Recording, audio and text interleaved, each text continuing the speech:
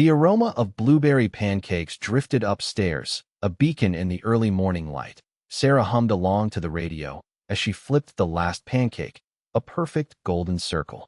"Billy, breakfast," she called, her voice laced with a warmth that only a mother could possess. Footsteps thundered down the stairs a moment later, and Billy, a whirlwind of 9-year-old energy, burst into the kitchen. His hair was perpetually tousled. No matter how many times Sarah tried to tame it, he grinned, flashing a gap-toothed smile that mirrored her own. "Pancakes, my favorite."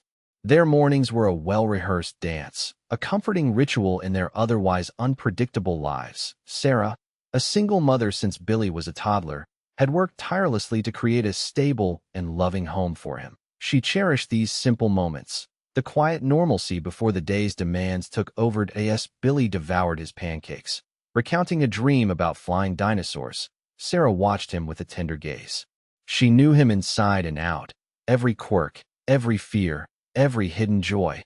But, lately, a subtle unease had been creeping into her heart, that a flicker of sadness in his bright blue eyes, a slight hesitation in his usually boisterous laughter. She couldn't quite put her finger on it, but something felt off. Perhaps it was just the anxieties that came with motherhood, the constant worry that she wasn't doing enough, protecting him enough. The world felt like a dangerous place, and Billy was her most precious treasure. "Everything okay, Mom?" Billy asked, interrupting her thoughts. He reached across the table and squeezed her hand, his small fingers surprisingly strong. "Of course, sweetie," she replied, forcing a smile. "Just thinking about how lucky I am to have you." She knew she couldn't let her worries consume her. Billy needed her to be strong, to be his rock, but the nagging feeling persisted, a quiet whisper in the back of her mind, telling her that something wasn't right, and she knew, with a mother's intuition, that she wouldn't rest until she uncovered the truth. The unease Sarah felt that morning lingered, growing stronger with each passing day. That it began subtly, almost imperceptibly. Billy, usually a chatterbox, became quieter, more withdrawn. He'd spend hours in his room, lost in video games, a far cry from his usual outdoor adventures. His appetite dwindled, and the boundless energy that defined him seemed to have evaporated. He'd come home from school looking pale and exhausted, collapsing on the sofa for an afternoon nap, something he hadn't done since he was much younger. At first, Sarah dismissed it as a passing cold, the change in weather, the start of a new school term. There were plenty of plausible explanations. She brewed him extra cups of hot chocolate, made his favorite chicken noodle soup, and tucked him into bed with extra blankets. But the symptoms persisted. Then came the reluctance to go to school. "My tummy hurts," he'd complain, clutching his stomach with a sincerity that tugged at Sarah's heartstrings. She'd check for a fever, but his forehead was always cool. She even kept him home one day, hoping a day of rest would do the trick. He seemed happier, more relaxed. But the following morning, the complaints returned. Sarah began to suspect something more than a simple illness was at play. Perhaps it was just a phase, a normal part of growing up. She remembered her own childhood anxieties, the secret fears she'd kept hidden from her parents. Maybe Billy was going through something similar. She tried talking to him, creating opportunities for him to open up. "Is everything okay at school, sweetie?" she'd ask casually during dinner. "Are you having any problems with your friends?" But Billy would just shrug, avoiding eye contact. "Everything's fine, Mom," he'd mumble, his voice barely audible. Sarah knew he wasn't telling her the whole truth. The knot in her stomach tightened. She couldn't shake the feeling that something was terribly wrong, and she was determined to find out what it was, no matter what it took. The pancakes and cheerful mornings were fading into a backdrop of worry as Billy's unusual behavior continued. The third time it happened, Sarah's patience snapped. It was another Monday morning, and the familiar complaints echoed from Billy's room. "Mom, I don't feel good. My stomach really hurts." Sarah walked into his room, her expression a mixture of concern and exasperation. "Billy, we've been through this. You seemed fine yesterday. What's really going on?" He avoided her gaze, clutching his stomach. "I don't know, Mom. I just feel sick." "Okay," Sarah said, trying to remain calm. "Let me check your temperature." As she reached for the thermometer, Billy bolted. He ran towards the bathroom, slamming the door shut and locking it. Sarah stood there, stunned. "Billy, open the door," she called, her voice rising in alarm. "I need to use the bathroom, Mom," he shouted back, his voice muffled. Sarah waited, listening for any sounds of distress that a few minutes passed in tense silence. Then, she heard him retching. "Billy, are you okay?" she asked, pounding lightly on the door. "Yeah, Mom, I'm fine," he replied, his voice weak. "Just give me a minute." But Sarah wasn't convinced.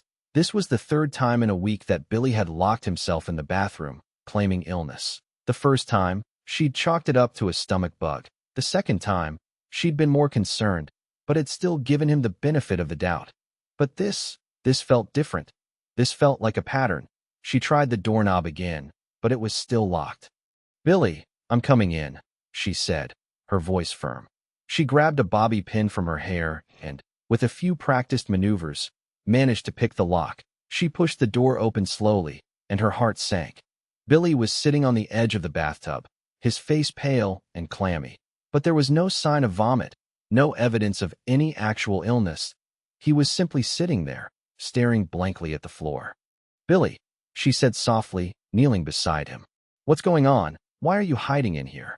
The blatant feigning of illness, coupled with the locked door, amplified Sarah's worries exponentially. Something was terribly wrong, and Billy was clearly terrified. Kneeling beside Billy, Sarah reached out and gently touched his forehead. That it was cool and dry, confirming her suspicion that he wasn't actually sick. "Honey, you don't have a fever," she said softly, her voice laced with concern. "Please tell me what's going on. I'm your mom. You can tell me anything." Billy flinched at her touch, his eyes darting nervously around the bathroom. He looked like a trapped animal, his small body trembling. I don't know, Mom," he stammered, his voice barely a whisper. "I just don't feel good." Sarah persisted, trying to coax the truth out of him. "Is something happening at school? Are you having trouble with your friends? Did someone say something to you?" Each question was met with a shake of his head or a mumbled, "No, Mom." He was clearly terrified, but he refused to elaborate. His evasiveness only fueled Sarah's anxiety. After several minutes of gentle questioning, Sarah realized she wasn't going to get anything out of him in that moment. He was too scared, too overwhelmed. She decided to change tactics. "Okay, sweetie," she said, standing up and offering him her hand. "How about we stay home today? We can watch movies, eat popcorn, and just relax. Maybe you'll feel better later." Billy looked up at her, a flicker of relief in his eyes. He took her hand, and she helped him up. Later that morning, after Billy had settled in front of the television, Sarah made a phone call to the school. She spoke to Mrs. Davison, Billy's teacher, explaining that he was feeling unwell and had stayed home. "Has Billy seemed okay in class lately?" Sarah asked, trying to sound casual. "Has he mentioned anything about not feeling well or having any problems?" Mrs. Davison paused for a moment. "No, Sarah, he's been his usual self, that a little quiet perhaps, but nothing out of the ordinary. He's been participating in class, and his grades are fine. Is everything all right?" "Yes, everything's fine," Sarah replied, forcing a smile into her voice. "Just a little under the weather, I think. Thanks for checking, Mrs. Davison." Hanging up the phone, Sarah felt a wave of frustration wash over her. The school hadn't noticed anything amiss, and Billy was still refusing to talk. She was running out of options. She needed to find out what was going on, and she needed to find out soon. That evening, after their quiet day of movies and popcorn, Sarah was helping Billy get ready for bed. He'd been quieter than usual all day, still withdrawn and avoiding eye contact. He struggled to pull his t-shirt over his head. Sarah noticed him wince. "Here, let me help you," she said, reaching out to assist him. She lifted the shirt.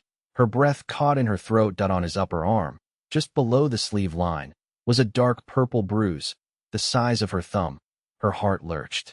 "Billy," she said, her voice trembling slightly. "What's this?"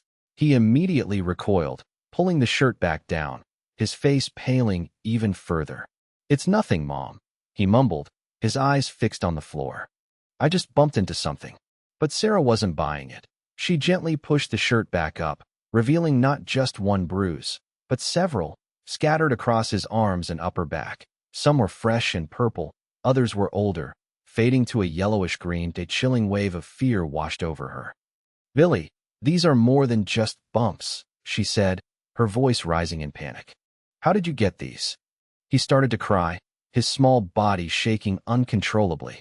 I don't want to talk about it, he sobbed, burying his face in his hands. Sarah's mind raced. Accidents happened, of course, but this many bruises, in these locations, hidden under his clothes, it couldn't be an accident. That a horrifying thought took root in her mind, a possibility so terrible that it made her feel sick to her stomach. Did someone hurt you, Billy? She asked, her voice barely a whisper. Did someone hit you? He didn't answer, just continued to sob, his silence speaking volumes. Sarah's protective instincts surged to the forefront. The unease she'd been feeling for days transformed into a white-hot rage. Someone had hurt her child, and she was going to find out who, and she was going to make them pay. The stakes had just been raised. This wasn't just about a tummy ache or a reluctance to go to school anymore. This was about protecting her son from harm, no matter the cost. Sarah pulled Billy close, wrapping her arms around his trembling body. It's okay, honey, she murmured, her voice thick with emotion, despite the burning rage inside. I'm here, you're safe now. But even as she spoke the words, she knew that wasn't entirely true. He wasn't safe, not as long as someone was hurting him. Please, Billy, she pleaded, pulling back slightly to look into his tear-filled eyes. You have to tell me what happened. Who did this to you? He shook his head violently, his sobs intensifying. No, he choked out, his voice barely audible. I can't. Why not, sweetie? Sarah asked, her heart breaking at his distress. Are you scared? Is someone threatening you? He just kept shaking his head, repeating, I can't, like a broken record. Sarah tried a different approach, softening her tone. Billy, I'm not mad at you, I just want to help you. But I can't help you if you don't tell me what's going on. He looked at her, his eyes filled with a mixture of fear and desperation. For a moment, Sarah thought he was going to confide in her. But then he squeezed his eyes shut and shook his head again. It's okay, Mom, he whispered, the words sending a shiver down Sarah's spine. It's okay. No, Billy, it's not okay, Sarah exclaimed, her voice rising in frustration. You have bruises all over your body. Someone is hurting you, and you're telling me it's okay? He started to cry even harder, his small body racked with sobs. Please, Mom, just don't ask, he begged. Please that it's okay. I'm okay. Sarah knew she was pushing him too hard, but she was desperate for answers. She couldn't understand why he was so reluctant to talk. Was he protecting someone? Was he afraid of retaliation? Was he somehow blaming himself? She decided to back off, for now. She couldn't force him to tell her something he wasn't ready to share, but she wouldn't give up. She would find a way to uncover the truth, even if it meant going behind his back. She had to protect her son, even from himself. After finally getting Billy to sleep, Sarah sat alone in the living room, the silence amplifying the turmoil in her mind. The image of those bruises was seared into her memory, a constant reminder of her failure to protect her son. She wrestled with the decision of what to do next. Should she call the police? Report the suspected abuse? The thought made her stomach churn. What if she was wrong? What if she overreacted and caused more harm than good? Billy was already terrified. Involving the authorities could traumatize him even further. But then, the other side of the argument screamed in her head. She couldn't ignore this. She couldn't pretend it wasn't happening. That if someone was hurting Billy, she had a responsibility to protect him, even if it meant going against his wishes. The school was another option. She could talk to the principal, the guidance counselor, try to get them to investigate. But after her conversation with Mrs. Davison, she wasn't sure how much help they would be. They seemed oblivious to whatever was happening to Billy. As she pondered her options, fragments of her own childhood flashed before her eyes.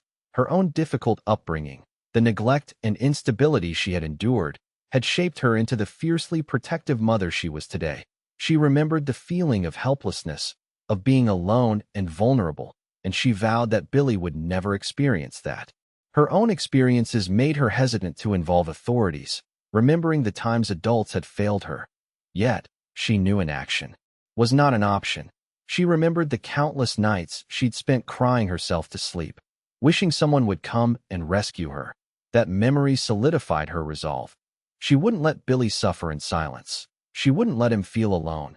She stood up, her decision made. She wouldn't rush into anything. She would gather more information, observe Billy's behavior, and try to gain his trust. But she would also be prepared to take action, to do whatever was necessary to protect him, even if it meant facing her own fears and confronting the demons of her past. Her difficult childhood was a lens through which she viewed Billy's situation, fueling her determination to break the cycle of pain and protect her son at all costs. The next few days were a delicate dance. Sarah tried to be patient, to create a safe and supportive environment for Billy to open up. She cooked his favorite meals, read him bedtime stories, and spent extra time just listening to him. Even when he was only talking about video games or dinosaurs, she noticed he was still hesitant to go to school, but she didn't push him. Instead, she offered to walk him to the bus stop, hoping her presence would provide some comfort. One afternoon, while they were playing a board game, Sarah decided to try again. "Billy," she said softly, "I know you don't want to talk about the bruises, and I understand. But I'm really worried about you. I just want to know that you're safe." He looked at her, his eyes filled with a vulnerability that made her heart ache. He fidgeted with the game pieces, avoiding her gaze. "Is it someone at school?" she asked gently. He hesitated for a long moment, then nodded almost imperceptibly. Is it a teacher?" Sarah asked, her voice barely a whisper. The thought of a teacher hurting Billy was almost unbearable. He shook his head vehemently. "No, it's not a teacher." "Then who is it, honey?" Sarah pleaded. "Please, just tell me his name." He took a deep breath, his small chest rising and falling rapidly. It's Mark," he whispered, his voice barely audible. "Mark," Sarah repeated, searching her memory. "Who's Mark?" He's bigger than me," Billy said, his voice trembling. "He's in 5th grade. "What does he do, Billy?" Sarah asked, her voice calm despite the knot of anger tightening in her stomach. He pushes me around," Billy said, tears welling up in his eyes. "He trips me in the hallway. He calls me names." "Is that why you were hiding in the bathroom?" Sarah asked, her voice laced with understanding. "Were you trying to avoid him?" Billy nodded, tears streaming down his face. "He waits for me after school," he sobbed. "He says he's going to get me." The pieces finally fell into place. The withdrawal, the fatigue, the reluctance to go to school, the bruises, the hiding in the bathroom. It all made sense now. Billy was being bullied, and he was terrified. Sarah's rage boiled over. The next morning, Sarah, fueled by a potent mix of anger and protectiveness, marched into the principal's office at Billy's school. She had barely slept, replaying Billy's tearful confession in her mind all night. She brought with her photographic evidence of the bruises, carefully documented the night she discovered them. Principal Thompson, a portly man with a perpetually harried expression, listened to Sarah's account with a skeptical frown. "I'm very sorry to hear this, Mrs. Miller," he said, his voice carefully neutral. "But I haven't received any other reports of bullying involving Mark. That he's generally a good student." "A good student who's leaving bruises on my 9-year-old son," Sarah retorted, her voice rising. She slid the photographs across the desk. "These aren't accidents. Principal Thompson. My son is being terrorized." Principal Thompson examined the photos, his expression hardening slightly. "I'll need to speak with Mark and his parents," he said, handing the pictures back. "I assure you, Mrs. Miller, we take these matters very seriously." An hour later, Sarah found herself sitting in the same office, facing not only Principal Thompson but also Mark's parents, a stern-looking couple named the Harrisons. Mr. Harrison, a burly man with a booming voice, immediately launched into a defensive tirade. "This is ridiculous," he bellowed. "My son would never do anything like this. He's a good kid, a star athlete. This is probably just some misunderstanding." Mrs. Harrison, a thin woman with tightly pursed lips, chimed in. "Billy probably just fell down and is trying to blame someone else. Children exaggerate things all the time." Sarah stared at them in disbelief. Their blatant denial and defensiveness were infuriating. "Are you seriously suggesting that my son is making this up?" she asked, her voice trembling with anger. "I have photographs of his bruises. What possible reason would he have to lie about something like this?" Principal Thompson attempted to mediate, but the situation quickly devolved into a shouting match. The Harrisons continued to deny any wrongdoing on Mark's part, accusing Billy of being a crybaby and a troublemaker. Sarah, in turn, accused them of being negligent parents and the school of turning a blind eye to the problem. The confrontation ended with no resolution, leaving Sarah feeling more frustrated and helpless than ever. She knew she was facing an uphill battle. Despite the disappointing meeting, Sarah refused to give up. She knew Billy was telling the truth, and she was determined to get justice for him.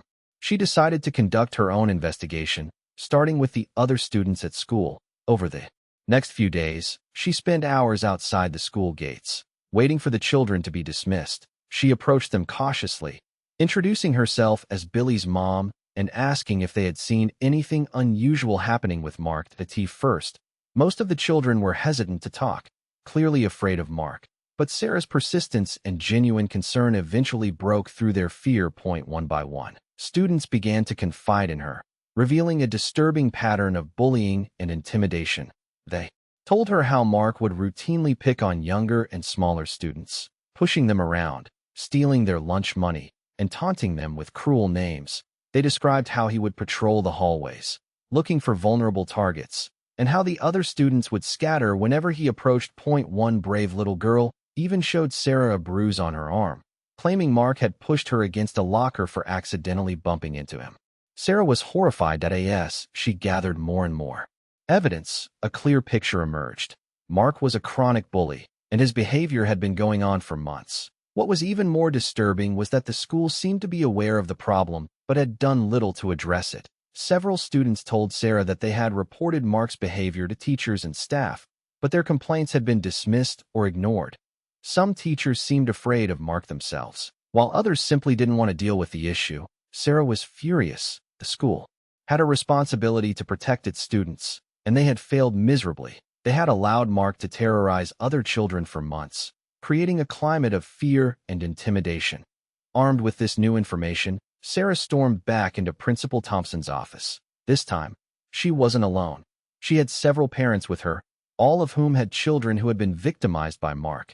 They demanded action, and they refused to leave until the school took the situation seriously. The tide was turning. The pressure from the parents, combined with Sarah's relentless pursuit of justice, finally forced the school to take action. An official investigation was launched, and Mark was suspended pending the outcome. As the investigation unfolded, whispers began to circulate about Mark's home life. Sarah, while focusing on protecting Billy, couldn't help but feel a sliver of curiosity. Not to excuse Mark's behavior, but to understand it. She learned snippets of information from other parents, teachers, and even some of the students. The Harrisons, who had initially been so quick to defend their son, were known for their volatile arguments. Loud shouting matches were often heard emanating from their house.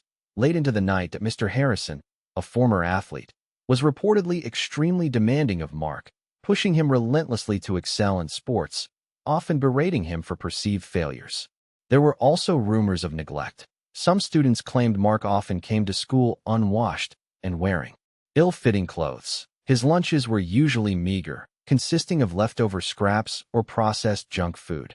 While none of this excused Mark's bullying behavior, it painted a picture of a troubled child, perhaps caught in a cycle of abuse or neglect himself. It suggested that Mark's aggression might be a manifestation of his own pain and frustration, a desperate attempt to exert control in a life where he felt powerless.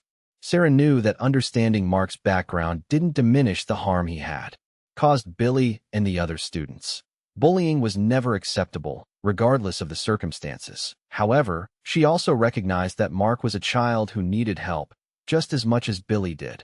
She hoped that the investigation would not only hold Mark accountable for his actions, but also provide him with the support and guidance he desperately needed to break the cycle of violence and create a better future for himself. The realization that Mark was also a victim, in his own way, added a layer of complexity to the situation, forcing Sarah to confront the difficult reality that sometimes hurt people hurt people.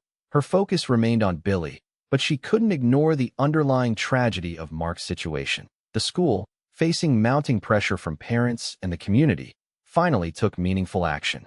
Principal Thompson, now noticeably subdued, announced the implementation of a stricter anti-bullying policy, with zero tolerance for any form of harassment or intimidation. The policy included mandatory training for all staff on how to identify and respond to bullying, as well as increased supervision in hallways and on the playground.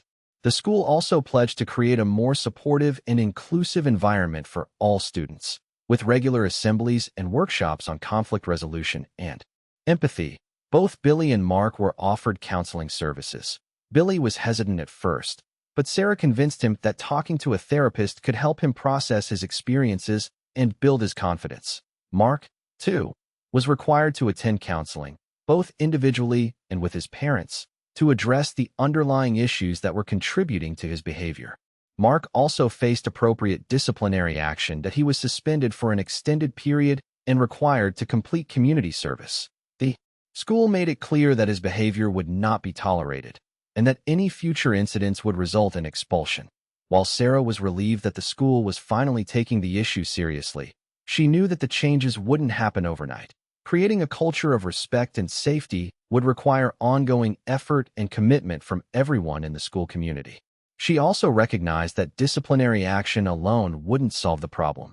Mark needed support and guidance to change his behavior, and Billy needed time to heal and regain his sense of security. The resolution at the school was a step in the right direction, but it was only the beginning of a long and challenging journey. It was paramount that those involved now took the lessons they had learned to ensure that the environment improved and became safer for all students. In the weeks that followed, Sarah focused on helping Billy heal and move forward.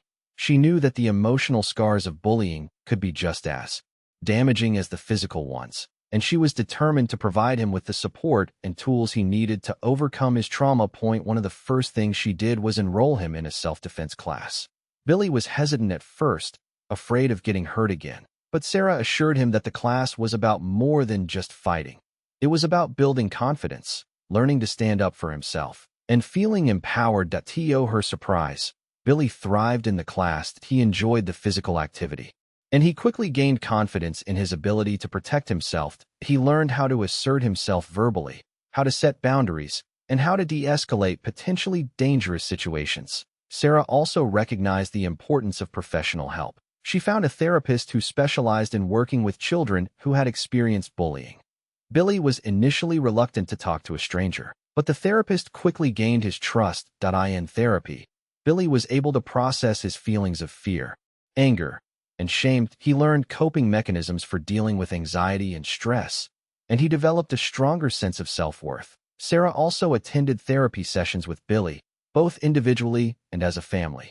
These sessions helped them to communicate more openly and honestly, and to strengthen their bond. Sarah learned how to be a better listener, how to validate Billy's feelings, and how to create a safe space for him to share his experiences. The therapy sessions also helped Sarah to process her own emotions. She realized that she had been carrying a lot of guilt and anger, and that she needed to forgive herself for not recognizing the signs of bullying sooner. Slowly but surely, Billy began to heal. He regained his confidence, his energy, and his love of life. He started to participate in activities he had previously avoided, and he made new friends. He was still wary of Mark, but he was no longer afraid. As Billy continued to heal and thrive, Sarah found herself reflecting on the entire experience. It had been a long and difficult journey, filled with fear, anger, and uncertainty, but it had also been a journey of growth, resilience, and unwavering love. She realized the importance of trusting her instincts. From the moment she sensed that something was wrong with Billy, she had refused to dismiss her concerns, even when others tried to reassure her that everything was fine. Her intuition had guided her, leading her to uncover the truth and protect her son from harm. She also learned the importance of advocating for her child. When the school initially failed to take the bullying seriously, she had refused to back down. She had fought for Billy's safety and well-being, even when it meant facing resistance and criticism. The ordeal had also strengthened their bond. By navigating the challenges together, they had developed a deeper level of trust and understanding. Sarah had shown Billy that she would always be there for him, no matter what, and Billy had learned that he could rely on his mother to protect him. Sarah understood now that being a mother meant more than just providing food and shelter. That it meant being a protector, an advocate, and a source of unwavering love and support. That it meant trusting her instincts, fighting for her child's well-being, and creating a safe and nurturing environment where he could thrive. The experience had changed her, making her stronger, more resilient, and more determined than ever to protect her son. She knew that there would be other challenges ahead, but she was confident that they could face them together, as a team. She was proud of Billy's courage and resilience, and she was grateful for the opportunity to be his mother. The shared trauma had transformed their relationship into something even stronger, a testament to the power of a mother's love and a child's unwavering trust. Billy's story, though difficult, serves as a powerful reminder of the importance of open communication between parents and children. Had Billy felt comfortable confiding in Sarah sooner, he might have been spared weeks of fear and suffering. It is crucial for parents to create an environment where children feel safe and supported, where they know they can share their problems without judgment or fear of reprisal. This story also underscores the responsibility of schools to create a safe and supportive environment for all students. Bullying is not just a childhood rite of passage. It is a serious issue that can have devastating consequences. Schools must take proactive steps to prevent bullying, to identify and address it when it occurs, and to support both the victims and the perpetrators. The new anti-bullying policies, the increased supervision, and the counseling services were important steps in the right direction, but they were only a starting point. Creating a true culture of respect and empathy requires ongoing effort and commitment from everyone in the school community, from teachers and staff to students and parents. While the scars of bullying may never fully disappear, Billy's resilience and Sarah's unwavering love offer a beacon of hope. Their story is a testament to the power of the human spirit to overcome adversity, to heal from trauma, and to emerge stronger and more resilient. Billy, once a withdrawn and fearful child, is now a confident and outgoing young boy. He still remembers the pain of being bullied, but he refuses to let it define him. He uses his experiences to help others, speaking out against bullying and advocating for a more compassionate world. Sarah, forever changed by the experience, continues to be a fierce advocate for her son and for all children. She volunteers at the school, helping to implement the anti-bullying policies and mentoring other parents. She knows that the fight against bullying is far from over, but she is determined to do everything she can to create a safer and more supportive world for her son and for future generations. Their story ends not with despair, but with a powerful message of hope and a reminder that even in the darkest of times, love and resilience can prevail.